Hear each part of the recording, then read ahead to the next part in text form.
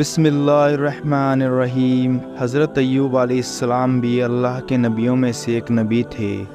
حضرت ایوب علیہ السلام پیغمبر حضرت ابراہیم علیہ السلام کے ونشوں میں سے تھے۔ حضرت ایوب علیہ السلام حضرت اسحاق علیہ السلام کے بیٹوں میں سے ایک بیٹے تھے۔ اللہ تبارک و تعالیٰ نے آپ کو مال، دولت اور اولادوں سے نوازا تھا۔ حدیثوں کے مطابق آپ کے 7 بیٹے اور 7 بیٹیاں ہوا کرتی تھیں۔ حضرت ایوب علیہ السلام اس وقت اپنے قبیلے کے بہت مالدار سردار تھے اور بہت خوبصورت بھی تھے۔ حضرت ایوب بہت بڑے عبادت گزار بھی تھے۔ وہ اپنا زیادہ تر وقت اللہ کی عبادت میں گزارا کرتے تھے۔ آپ اپنے قبیلے میں اس وقت اس طرح مشہور تھے کہ جب آپ گھر سے کسی کام کے لیے نکلتے تب لوگ آپ کے استقبال کے لیے کھڑے ہو جایا کرتے تھے۔ لوگ آپ کی بڑی عزت کرتے تھے، لیکن کہتے ہیں نا، جب کوئی اللہ کو بڑا عزیز ہوتا ہے تب اللہ تبارک و تعالیٰ ایسے شخص کا امتحان ضرور لیتا ہے۔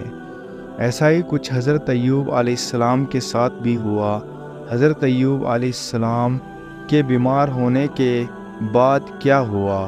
لہٰذا ہوا کچھ ایسا کہ اچانک حضرت ایوب علیہ السلام کا اچانک سے سب کچھ برباد ہو گیا۔ ان کا گھر اچانک سے گر گیا، جس میں دب ان کی ساری اولادیں کی موت ہو گئی۔ مال اور دولت سب ختم ہو گیا اور وہ ایک ایسی بیماری کا شکار ہو گئے جس سے کہ ان کے بدن کا گوشت بھی گلنے لگا، چہرے پر پھوڑے پھنسی ہونے لگے، جس پر کیڑے پڑنے لگے۔ ان کی حالت بہت خراب ہو چکی تھی۔ ان کی ایسی حالت دیکھ کر قبیلے والوں نے بھی ان سے ناطہ توڑ لیا۔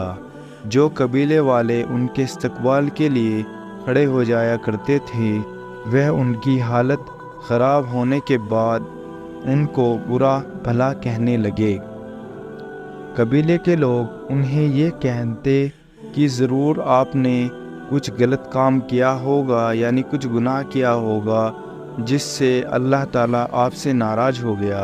اللہ نے آپ کی ایسی حالت کر دی ہے۔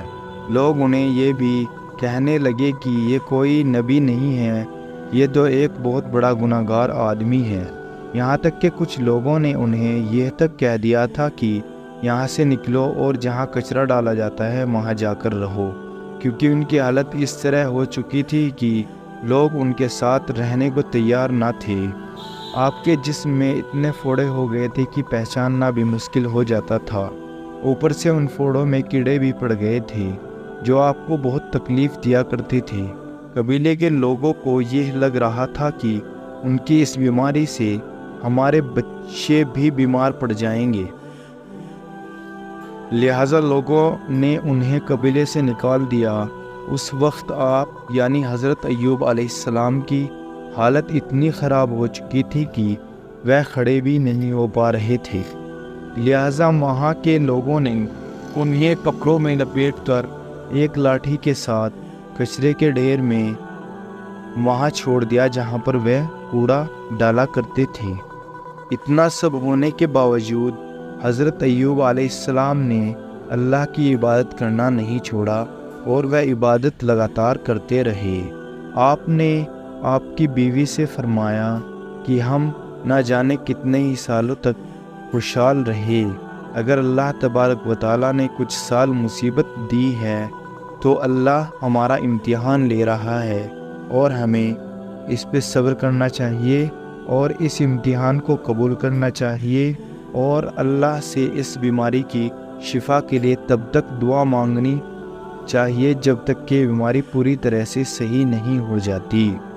آپ کے بدن پر جب کیڑے باہر نکل کر زمین پر گرتے تو آپ انہیں واپس اپنے بدن پر اسی جگہ رکھ لیا کرتے تھے۔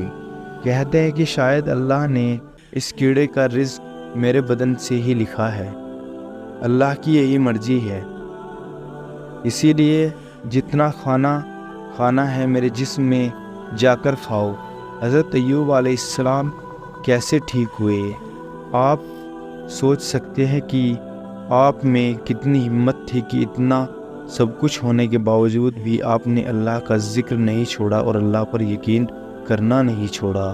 ایک وقت ایسا بھی آیا جب قبیلے کے لوگوں نے حضرت ایوب علیہ السلام کی بیوی کو بھی کام کے لیے گھر پر بلانا بند کر دیا، کیونکہ ان کو شک ہو گیا تھا کہ یہ بھی ان کی بیماری ہمارے گھر لے کر آ جائے گی۔ یہ سب دیکھ کر ان کی بیوی بہت رونے لگی اور انہیں بہت دکھ ہوا۔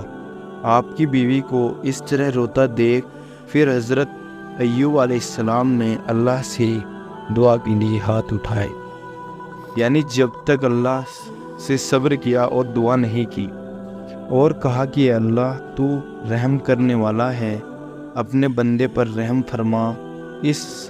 بس اتنا ہی کہنے کے بعد آسمان سے ایک آواز آئی کہ اے ایوب اپنے پاؤں زمین پر مارو، وہاں سے ایک چشمہ یعنی پانی کا فوارہ نکلے گا، اس فوارے کا پانی اپنے جسم پر ڈال دینا۔ ایسا سنتے ہی آپ یعنی حضرت ایوب علیہ السلام نے اپنے پیر زمین پر مارے اور اسی وقت وہاں سے ایک پانی کا فوارہ نکلا۔